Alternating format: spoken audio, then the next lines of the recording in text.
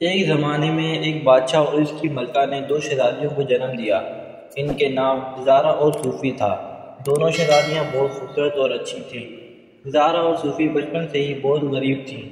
وہ دونوں ایک ساتھ کھیلتی، پڑھتی اور سیکھتی۔ ان کی ماں ملکہ انہیں بہت پیار کرتی تھی اور ان کی پرورش میں بہت محنت کرتی تھی۔ جب زارا اور صوفی بڑی ہوئیں تو انہیں شاہی ذمہ داریاں سونپی گئیں۔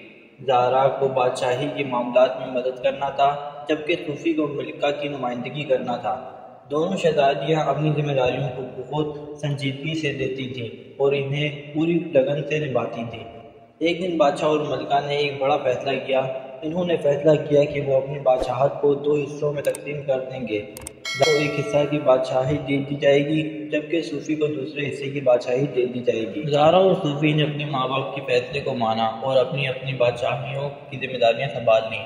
وہ دونوں اپنی بادشاہیوں کو بہت محنت سے چلاتی اور انہیں بہت ترقی دی۔